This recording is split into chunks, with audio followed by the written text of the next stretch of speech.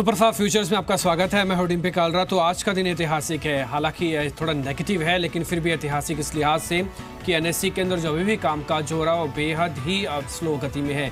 आज सुबह से क्या क्या हुआ एक बार ये आपको बता देते हैं। हालांकि आपके सवालों के जवाब तो हम दे ही रहे हैं। नितिन मरहर हमारे साथ अभी भी बने हुए हैं। अगर आपका भी कोई सवाल है तो एक्सपर्ट से पूछ लीजिएगा, कैसे फंसे हैं सौदे में, कैसे उसको ठीक करना है। लेकिन आज सुबह ठीक 9 बजे से प्रॉब्लम आना शुरू हुई। एनएससी के अंदर ट्रेडिंग को लेकर दिक्कतें आना शुरू हो गई थी और 9:55 पे एनएससी के एफ&ओ पे बैन लगा दिया गया, यानी कि रोक लगा दी गई थी। आज कामकाज इसमें बैन कर दिया गया था। उसके बाद 10:05 पे यह बताया गया कि तकनीकी दिक्कतों को दूर करने की कोशिश है। ये पहला आधिकारिक बयान एनएससी की तरफ से आया था। बाजार खुलने के 1 घंटे बाद 10 बजे के बाद, उससे पहले तक सिर्फ एजेंसी से खबर आ रही थी कि यहाँ ऐसा कुछ हो रहा है। 10:20 पे यह बताया गया कि 10:45 पे ट्रेडिंग को दोबारा से शुरू किया जाएगा। इसमें प्री ओपन का सेगमेंट भी रखा गया था कि 10:30 पे प्री ओपन सौदे में यहाँ पे फिर से दिक्कतें आना शुरू हुई थी, क्योंकि 10:30 से प्री ओपन सेशन शुरू होना था। उसके बाद 15 मिनट बाद एक्चुअल शुरू होना था। तो जब प्री ओपन से ही जी बिजनेस ने आपको बताया था कि दिक्कतें रहेंगी, और ठीक वैसा ही हुआ। जब 10:45 हुए घड़ी में, तब तकनीकी कारणों का फिर से हवाला दिया गया और ये कहा गया कि ट्रेड में दिक्कत आ रही है, कामकाज फिर से रुक गया। ये फिर से कामकाज रुक गया। कोई ऐसा क्लैरिफिकेशन एनएससी की तरफ से फिर भी नहीं आया। ठीक है, फिर हम आगे बढ़े। 10:50 पे फिर से खबर आई कि 11:15 बजे के आसपास दोबारा से ट्रेडिंग शुरू हो जाएगी। लेकिन इस बीच एक घटना घटनी शुरू हो गई थी। वो घटना थी मिनिस्ट्री ऑफ फाइनेंस की तरफ से एनएससी सारा डाटा, सारी इंफॉर्मेशन देना शुरू कर रहा था। सेबी को भी उसने नोटिस में लेना शुरू कर दिया। ये पहली घटना के बाद जब वो एक बार सर्कुलर जारी कर चुका था। 11 बजे जब प्री ओपन का सेशन शुरू हुआ, फिर से देखने को मिला कि टिक नहीं आ रहे थे, अपडेट नहीं हो रहा था। क्योंकि 11 बजे प्री ओपन था तो 11:15 बजे तक हमको ये देखना था कि उसका कामकाज शुरू होगा। लेकिन उसके बाद दोबारा से दिक्कतें आने लग गई। सिर्फ फ्यूचर के अंदर 4-5 टिक आए, लेकिन स्टॉक्स के अंदर तो टिक ही नहीं आ रहे थे, अपडेट ही नहीं हो रहा था। तो ये तीसरी बार ऐसा हुआ जब मार्केट के अंदर फिर से एक बार पैनिक फैल गया। सुबह 9 बजे, 10 बजे और 11-11:15 बजे ये तीसरी बार ऐसी घटना घटी। फिर एक इंफॉर्मेशन और आई। उसके बाद एक इंफॉर्मेशन ये आई कि 12:15, 12:30 बजे के आसपास आपको फिर से एक मार्केट में टेस्ट होगा। ये ठीक 11:25 पे आई थी और एनएससी आज ट्रेड नहीं होगा। पहले खबर ये भी आई, मैं आपको मिस कर गया था एक बात, वो भी मैं आपको बता दूं कि एक नीट पे एक खबर है कि ट्रेड नहीं होगा। इस तरह की समस्या भी मार्केट के अंदर खड़ी हुई। 11:30 पे फिर आया कि एनएससी पर ट्रेडिंग दिन भर के लिए बंद कर दी गई है, और ये एनएससी के हवाले से खबर आई। उसके बाद 11:34 पे दिक्कतें दूर करने की कोशिश है। अपडेट अभी आएगा नहीं आएगा, असमंजस बना हुआ था। 12 बजे फिर खबर आई कि 12:30 बजे कामकाज शुरू हो जाएगा। तो आप इसी से अंदाजा लगा लीजिए कितने सेंस ऑफ अर्जेंसी एनएससी दिखा रहा था अपने निवेशकों को बताने के लिए। कोई जरा जानकारी नहीं थी इसके अंदर। 12 बजे एफ&ओ के अंदर फिर से कामकाज की बात सामने निकल गई। 12:30 हो जाएगा, जो कि 12:15 से टिक आना शुरू हो जाएंगे प्री ओपन के। ठीक वैसे हुआ। 15 मिनट की विंडो दी गई। जो आउटस्टैंडिंग सौदों के लिए दी गई वो 12:15 से लेके 12:30 तक के लिए विंडो दी गई थी। ये 12 बजे हमको इंफॉर्मेशन मिली थी कि सौदे रद्द करें या फिर आप सेटलमेंट कीजिए, तो ऐसे कीजिए। 12:15 बजे फिर से प्री ओपन का सेशन कामकाज शुरू हो गया। लेकिन उसके बाद दिक्कतें जस की तस रही। सिर्फ निफ्टी के फ्यूचर्स में ही टिक आना शुरू हुए थे, स्टॉक्स के फ्यूचर्स के अंदर कामकाज नहीं हो रहा था। 12:30 बजे जो टाइमलाइन फिक्स की गई थी कि कामकाज शुरू हो जाएगा, उसके अंदर फिर से दिक्कतें आना शुरू हो रही हैं। हालांकि उसके बाद से ट्रेडिंग रोकी तो नहीं गई, लेकिन बेहद धीमी गति से कामकाज हो रहा है एनएससी पर, उसके वादा के अंदर, उसके फ्यूचर्स के अंदर। दिक्कत तो है, ये बात सब लोग जानते हैं, लेकिन इसी दिक्कत को दूर करने के लिए जी बिजनेस सबसे भरोसेमंद साथी आपके साथ खड़ा हुआ है। नितिन मरहर मेरे साथ बने हुए हैं। नितिन, आपकी अभी तक का ट्रेडिंग का एक्सपीरियंस का रहा, जो सुबह से लेके अभी तक नहीं गया है, क्लाइंट्स को क्या प्रॉब्लम आ रही है, कैसे आप रिजॉल्व कर रहे हैं उसको? देखिए, सबसे अच्छी बात है कि अब बहुत हद तक बिड आस्क स्प्रेड कम हो गए हैं और ट्रेडिंग काफ़ी हद तक नॉर्मलाइज हो गई है। बट हाँ, सुबह से जो भी जैसे शॉर्ट पोजीशन जिन ट्रेडर्स ने ली थी उनको काफ़ी अनकंफर्ट आ रहा था, क्योंकि सेंसेक्स में पॉजिटिव मोमेंटम आ रही थी और सौदे स्क्वायर ऑफ नहीं हो पा रहे थे। तो वो एक दिक्कत थी, बट कंफ्यूजन्स भी काफ़ी क्रिएट हुए। आर्बिट्राज में भी जो एनएससी और बीएससी में आर्बिट्राज होती है वहाँ पे दिक्कत आ रही थी कि एनएससी में आप प्लस हैं और बीएससी में शॉर्ट हैं, तो वो दिक्कत आ रही थी स्क्वायर ऑफ करने। बट अब काफ़ी हद तक डिम्पी जी अभी बिड आस्क में भी लिक्विडिटी आ गई है और ट्रेड अब नॉर्मल होते हुए नज़र आ रहे हैं। ठीक है, हम तो उम्मीद करते हैं कि यहाँ पे सारी सिचुएशंस ठीक हो ही जाए, बेहतर हो ही जाए। और लेकिन अगर आपसे ये भी कह रहे हैं कि अगर आपका कोई भी सवाल है ना, तो आप इधर उधर फ़ोन मत कीजिए, आप सीधा सीधा सवाल पूछ लीजिए हमसे। वैसे ट्रेडर्स के मन में अभी भी जो सवाल खड़े हुए हैं उसकी एक रूपरेखा आपको बता दूं। सुबह के जो सौदे अभी तक सेटल नहीं हुए, क्या वो कैसे सेटल होंगे, ये ट्रेडर्स अभी भी थोड़े कंफ्यूज्ड हैं। उन्होंने जो बीटें लगाई थी क्या वो पूरी कट गई हैं, कईयों के बच गए हैं। दूसरा, तकनीकी दिक्कतों से हुए नुकसान की जिम्मेवारी कौन लेगा? ये क्या एक्सचेंज लेंगी, ये क्या क्लाइंट्स लेंगे, या फिर ये ब्रोकर्स की निजी जिम्मेवारी बन जाएगी? आज का पे इन और पे आउट की शीट कैसे बनेगी? ये सेटलमेंट क्या 3:30 बजे तक पूरा हो जाएगा? क्योंकि बल्क ट्रेड है, कईयों के हो सकता है अभी तक सौदे पंच ही ना हुए हों, ना ही लगे हों, तो ये कैसे होगा? बीएससी और एनएससी पे भावों में जो अंतर आ रहा है वो क्या लास्ट तक दूर हो जाएगा या फिर नहीं होगा? ये डिफरेंस अभी भी बना रहेगा? ये ट्रेडर्स के मन में सवाल है जिसको अब जानने की पूरी कोशिश करेंगे। अगर आपका भी सवाल इन्हीं सब चीज़ों से जुड़ा हुआ है तो नितिन मोरारका हमारे साथ बने हुए हैं, अपना सवाल आप पूछ सकते हैं, एक्सपर्ट्स की राय ले सकते हैं। तरीका बेहद आसान, टोल फ्री नंबर पे फ़ोन करना है, व्हाट्सएप पे आप जाइए, आप व्हाट्सएप पे जरिए भी अपने सवाल हमको भेज दीजिए और पूछ लीजिए कि सौदे में फंसे हैं, लेना है, बेचना है, मार्जिन्स की दिक्कत है, पे इन पे आउट की प्रॉब्लम आ सकती है कि नहीं आएगी, कोई भी सवाल है, मार्जिन्स को लेकर भी कुछ क्लैरिफिकेशन जानना चाहते हैं तो पूछ लीजिए। जी बिजनेस के साथ आपके साथ हमेशा की तरह खड़ा रहेगा और सवाल पूछ रहा है। लेकिन इस बीच भले ही धीमी गति का ट्रेड है लेकिन मार्केट ने गति पकड़ ली है। 100 अंक इस समय निफ्टी ऊपर आ चुका है, करीब 350 अंकों के बढ़त के साथ निफ्टी इस समय ट्रेड कर रहा है। अगर कोई सौदे सेटल करने हैं या फिर जिसमें शॉर्ट कवरिंग की उम्मीद लगती है नितिन, वो कौन से सौदे हैं जहां पे शॉर्ट कवरिंग आ सकती है? कुछ टेक्निकल ग्लिचेस की वजह से, कुछ वैसे ही आनी थी जो बकाया थी।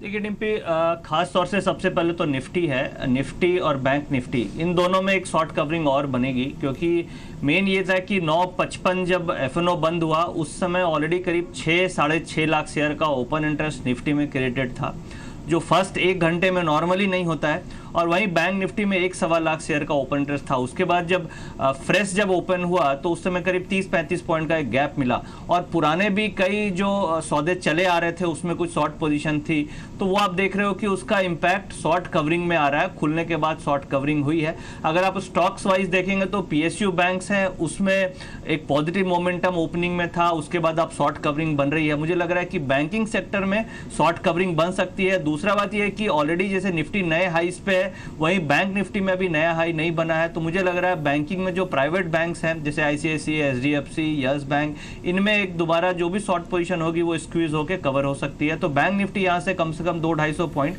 आने वाले 1-2 दिन में मूव कर सकता है। ठीक है, बैंक निफ्टी पे ध्यान रखिए। वैसे अभी 223 अंक ऊपर है, लेकिन अगर आप कोई भी सौदा खड़ा कर चुके हैं, सेटल करना चाहते हैं, तो शॉर्ट कवरिंग आपको यहाँ पे आ सकती है बैंक निफ्टी पर। तो थोड़ा सा ध्यान रखें, यहाँ पे आपको यहाँ पे थोड़ा सा मूव एक मिल सकता है। इस बीच कुछ एक कॉलर भी मेरे साथ जुड़ रहे हैं, उनके सवाल भी जोड़ लेते हैं। इस बीच मेरे साथ मिस्टर शर्मा जुड़े हैं अपना सवाल पूछने के लिए। सर अपना सवाल पूछें आप। संदीप हैं शायद इस बीच। संदीप अपना सवाल पूछें आप। हाँ सर, मेरे पास जेट एयरवेज का कॉल है 610 रुपए का। आपको 610 का कॉल लिया हुआ है मैंने, 14 रुपए पे जेट एयरवेज का। 610 की कॉल है, ट्रेड हो रही है सर? ट्रेड हो रही है? हाँ, प्रॉफिट भी आ रहा है। क्या करूं, कितने रुपए का टारगेट लगाऊं? अच्छा, प्रॉफिट कितना आ रहा है ये बता दीजिए। सर 3 रुपए का आ रहा है। 3 रुपए का प्रॉफिट है, ठीक है। आप नितिन, आपकी रिकमेंडेशन क्या होगी इस पे? देखिए इन्होंने अच्छी चीज है कि इनका ट्रेड भी हो रहा है, ऑप्शन का ट्रेड हो रहा है जेट एयरवेज का। 610 की कॉल से प्रॉफिट भी आ रहा है 3 रुपया, तो शायद समझदारी तो यही है कि कवर कर ले।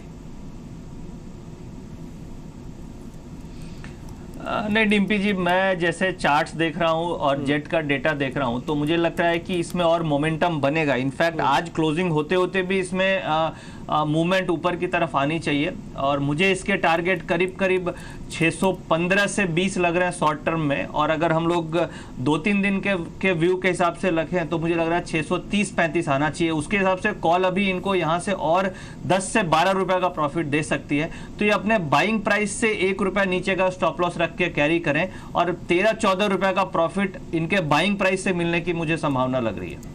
ठीक है, कोई रिकमेंडेशन आपकी है इस समय? कोई शेयर आप देख रहे हैं जो कि हमको लेना है या फिर बेचना है? देखिए, बाइंग के ख्याल से यहाँ पे L&T फाइनेंस, जिसमें डिलीवरीज रिसेंटली काफ़ी उठी है और उसमें एक अच्छा मोमेंटम बनना चाहिए। स्लो मूविंग स्टॉक है बट सेफ्टी उसमें काफ़ी अच्छी है। 145 का स्टॉप लॉस होगा और मुझे लग रहा है स्लोली इसमें करीब 165-170 की तरफ स्टॉक मूव करना चाहिए। ठीक है, अभी संदीप हमारे साथ जुड़े थे, उन्होंने एक सवाल पूछा था 610 की कॉल के बारे में। वो बेहतर सवाल है। अगर आपके पास भी प्रॉफिट खड़ा है, ये जान लीजिए कि प्रॉफिट और कितना बढ़ेगा। आपके पास लॉस है तो ये भी जान लीजिए आपका लॉस कितना बढ़ सकता है, ताकि आप थोड़ा सावधानी बरतें और इस घाटे को कम कैसे करना है। इसलिए टोल फ्री नंबर है, व्हाट्सअप नंबर है, आप इस पे दोनों पे अपना सवाल हमको भेज भी सकते हैं, कॉल करके सवाल पूछ भी सकते हैं। अगर आपका कोई भी सवाल है ट्रेडिंग से जुड़ा हुआ, मार्जिन से जुड़ा हुआ, प्रॉफिट लॉस है, ऑप्शन है, फ्यूचर्स है, कुछ भी आपका सवाल है तो आप नितिन मारक हमारे साथ बने हुए जो आपके सवालों के जवाब तो देंगे ही। तो इसलिए एक निवेशक सावधान रहे, आज थोड़ा सा संभल कर ट्रेड करने की जरूरत है और ये मार्केट के अंदर है। इस बीच मेरे साथ सिद्धार्थ जुड़े हैं। सिद्धार्थ, अपना सवाल पूछें आप। सिद्धार्थ, आवाज सुन पा रहे हैं आप मेरी? जी पूछिए सर, अपना सवाल पूछिए। हेलो जी सर, इंडियाबुल हाउसिंग फाइनेंस का कॉल ऑप्शन है मेरे पास। इंडियाबुल हाउसिंग फाइनेंस है, कॉल कौन से स्ट्राइक की है सर? तो सर कॉल है 1120 की। ठीक है, आपने टीवी से सुनिए मत मेरे को, आपने अब जवाब देते जाइए, मैं फटाफट से यहाँ पे देख के नितिन से आपको राय दिलवा दूंगा। 1120 की आप बता रहे हैं कि आपका कॉल पड़ी है, ये इसी सीरीज की है ना सर? सर 1120 का कॉल ऑप्शन है, इसको मुझे मतलब रखना है अभी, कब तक रखना है? प्रॉफिट हो रहा है? जी सर, अभी तो मतलब प्रॉफिट में है 1 रुपया, बट इसको मैं रखना चाहता हूँ। आप रखना चाहते हैं? ठीक है, पूछ लेते हैं क्या करना चाहिए। कुछ एक सौदों में अब अच्छा वॉल्यूम दिख भी रहा है। अब जैसे इंडियाबुल हाउसिंग फाइनेंस भले परसेंटेज राइजिंग है लेकिन इसका वॉल्यूम ठीक है, लग रहा है कि शायद ये शेयर ठीक चल रहा है इस समय भी। आपकी रिकमेंडेशन क्या होगी? एक कॉल इनके पास है 1120 की, सर क्या करें? देखिए डिम्पी जी, इस लेवल पे होल्ड करना चाहिए क्योंकि स्टॉप लॉस मुझे बहुत छोटा मिल रहा है 1060 का, और इसमें 2-3 दिन पहले काफी अच्छे वॉल्यूम्स आए थे, स्टॉक में पॉजिटिव मोमेंटम भी हुआ था, तो 1060 का स्टॉप लॉस है और मुझे लग रहा है कि ये 1100-1110 की तरफ ये आना चाहिए। 1120 का रेसिस्टेंस है, तो आपको करना यह है कि 1100-1105 के आसपास आए तो आपकी कॉल बढ़ेगी और उस समय आप प्रॉफिट बुक कर लें। ठीक है, तो आप एक काम कीजिए ना, आप इसका एक स्टॉक वैसे भी नोटिस करके रखिए, भले मत लगाइए सिस्टम में स्टॉप लॉस। आप 1060 का एक स्टॉप लॉस आप रख सकते हैं इंडियाबुल हाउसिंग फाइनेंस में। एक स्टॉप लॉस की रेंज आपको मिल रही है, यहाँ पे आप एक सौदा खड़ा कर सकते हैं। तो आप रुक जाइए, इंडियाबुल हाउसिंग फाइनेंस में थोड़ी बहुत और शॉर्ट कवरिंग आ सकती है। मार्केट इस बीच 100 के आंकड़े को पार कर चुका है। निफ्टी 103 अंक ऊपर है और सेंसेक्स करीब 350 अंक ऊपर है। ये रेशियो के हिसाब से ठीक है, 1:3 में चल रहा है, लेकिन आज फिर से मैं आपको रिक्वेस्ट कर रहा हूँ कि थोड़ा सा सावधानी के साथ ट्रेड करने की आवश्यकता है। शॉर्ट कवरिंग बैंकिंग स्टॉक्स में आ सकती है, थोड़ा सा यहाँ पे ध्यान रखें आप। अच्छा, इसके अलावा कुछ एक और कॉलर भी मेरे साथ जुड़ रहे हैं, उनके सवाल भी लेंगे, लेकिन पहले 1-2 शेयर मैं जरूर नोटिस कराना चाहूँगा जिसमें आज एक अच्छा मूव आया है। उसमें एक TCS है जिसके नंबर्स आने हैं, आज ये 4% ऊपर है। आपकी रिकमेंडेशन क्या है नितिन इस पे, TCS पे? देखिए TCS पे करंट डेटा और चार्ट्स तो पॉजिटिव दिख रहे हैं और इसका जो आज का लो है वो बहुत बढ़िया सपोर्ट है क्योंकि मल्टीपल टाइम्स लास्ट 10 डेज में उस लेवल पे बाउंस किया है। और दूसरी बात यह है कि जो इस बार रोल ओवर्स हुए थे उसमें आईटी में स्पेशली इन्फोसिस TCS के रोल ओवर्स डेटा काफी अच्छे थे, तो उसका इम्पैक्ट आज आप देख रहे हो कि TCS में पॉजिटिव मोमेंटम आया है। तो मुझे डेटा तो पॉजिटिव दिख रहे हैं और चार्ट्स भी आज पॉजिटिव हुए हैं, तो मुझे लग रहा है कि एक बार ये करीब 2530 की तरफ मूव करना चाहिए। यहाँ पे हम 2400 का एक स्टॉप लॉस रखेंगे और 2530-2500 का 40 का टारगेट रखेंगे। ब्रजेश इस बीच मेरे से जुड़े हैं। ब्रजेश, आपका आज का एक्सपीरियंस क्या हुआ है? कोई सौदों में फंसे हैं आप, या फिर फंसे हैं तो कैसे उसको सेटल कर रहे हैं, और कहीं पे नुकसान फायदे की ऐसा कुछ आकलन हो रहा है आपको स्क्रीन देखकर? गुड आफ्टरनून डिम्पी जी। देखिए ओवरऑल तो पर्सनल लेवल पे मैं तो कहीं फंसा नहीं हूँ क्योंकि लॉन्ग में था, तो मार्केट ने जिस हिसाब से उछाल लिया है फायदा ही होगा। अगर आपको रिमेंबर हो, लास्ट जो मेरा हाँ, तो लास्ट जो मेरा शो था उसमें भी मैंने कहा था कि निफ्टी जो है वो एक नया टॉप के लिए अग्रसर हो रही है, 52 वीक टॉप या ऑल टाइम टॉप के लिए। तो इस समय तो ये है कि बाय द गॉड ग्रेस जो मेरे लॉन्ग थे उसमें तो मुझे प्रॉफिट हो रहा है, शॉर्ट में मैंने कोई किया नहीं है। ओवरऑल यही है कि अगर जो ट्रेडिंग स्ट्रेटेजी यही बोलते हैं, ये तो अनफॉर्चुनेट था कि आज एनएससी में ऐसा हो गया, लेकिन ये है कि अगर ट्रेडिंग स्ट्रेटेजी यही कहती है कि आप स्टॉप लॉस लेके जरूर चाहिए। हालांकि इसमें तो आज का जो है उसके मापदंड पे तो कोई स्टॉप लॉस नहीं लगा है, बट स्टिल मेरी यही ट्रेडर से यही कवायद रहेगी कि आगे कभी भी ट्रेडिंग करें तो आप स्टॉप लॉस लेके जरूर चलें बस। ठीक है, वैसे कोई एक शेयर जो भी आप देख भी पा रहे हो स्क्रीन, अब तो वॉल्यूम ठीक ठाक हो चुका है, कोई शेयर जो रिकमेंडेशन के तौर पर देना चाहें आप? देखिए, 2-3 शेयर मैं कहना चाहूँगा जो कि इन्वेस्टमेंट के लिए अच्छे लग रहे हैं। एक महिंद्रा हॉलीडे अच्छा लग रहा है, समवेयर अराउंड 625-630 के अराउंड वो ट्रेड कर रहा है। अच्छी होटल के हिसाब से अच्छी कंपनी है and the momentum is very strong. Short term के लिहाज से लगभग 1 से 2 महीने के लिहाज से चार्ट के अनुसार 685-700 का भाव निकल के आ रहा है। दूसरा, अगर हम टेक्सटाइल्स में देखें तो एक छोटी मझोली कंपनी है एसपी अपैरल करके, लगभग 450 के आसपास में ट्रेड कर रही है। इसमें आप निवेश कर सकते हैं। स्टॉप लॉस बतौर हमारा रहेगा 425 के आसपास का। 3 से 4 महीने के लिहाज से अगर किसी को निवेश करना है तो टारगेट जो है वो लगभग 500-510 के आसपास में आ रहे हैं, और अगर किसी का व्यू 1 साल के आसपास तक का है तो टारगेट लगभग 800 रुपए तक के भी आ रहे हैं चार्ट के अनुसार। ठीक है, आज इस पे वैसे शेयर सिर्फ 344 शेयरों का कामकाज है। ये ब्रजेश, आप तो इसको देखते होंगे, एवरेज इतना ही कामकाज होता है क्या रोज? आज 344 शेयर है सिर्फ एसपी अपैरल्स पे। ओवरऑल अगर हम देखें तो ये एक वेरी लो वॉल्यूम काउंटर है, बट अगर हम ओवरऑल अगर हम इसकी ओवरऑल अगर हम इसके फंडामेंटल पॉइंट ऑफ व्यू से बात करें तो कंपनी का quarter to quarter result profit में रहा है। एंड इवन अगर हम पीई का रेशियो से भी अगर हम चेक करें इंडस्ट्री के पीई से, so it's been moving on a very decent P. So only on a investment point of view I am saying कि अगर किसी को इन्वेस्टमेंट करना है तो एक छोटा निवेश जरूर करें। और 1 साल का जैसे मैंने आपका व्यू बताया कि 800 के ऊपर तक का व्यू निकलता है चार्ट करने से। ठीक है, वैसे लो वॉल्यूम काउंटर आज 344 शेयर का ही कामकाज है इसमें, तो थोड़ा सा संभल कर ट्रेड कीजिए, ज़्यादा वॉल्यूम आपको रखना नहीं है इसमें। ठीक है, इस बीच अमित मिर्जा जुड़े हैं बिहार से अपना सवाल पूछने के लिए। अमित जी नमस्ते, क्या सौदा है आपका? अमित सुन पा रहे हैं? जो डिटेल इन्होंने हमको व्हाट्सअप भी किया था, फ़ोन भी किया, तो व्हाट्सअप वाली डिटेल मेरे पास आ चुकी है। वो ये कह रही है कि निफ्टी बैंक की 23,000 की पुट इनके पास है, जो कि 13 रुपये के आसपास इन्होंने ली हुई है। 6 लॉट इनके पास है। ये 23,000 के पुट को होल्ड कर रहे हैं। नितिन, आपकी रिकमेंडेशन क्या होगी इस पे? ये 23,000 की पुट को होल्ड किया जा सकता है अभी भी? नहीं, बिल्कुल इसी लेवल पे जो भाव एग्जिट कर जाना चाहिए। ठीक है, जो भी रेट है उससे एग्जिट कर जाएं। वैसे कोई और ट्रेड आप बैंक निफ्टी में देना चाहेंगे? अभी आप कह रहे हैं थोड़ा तेज भी होगा, कोई ऑप्शन ट्रेड मेरे को प्लस करनी हो अभी?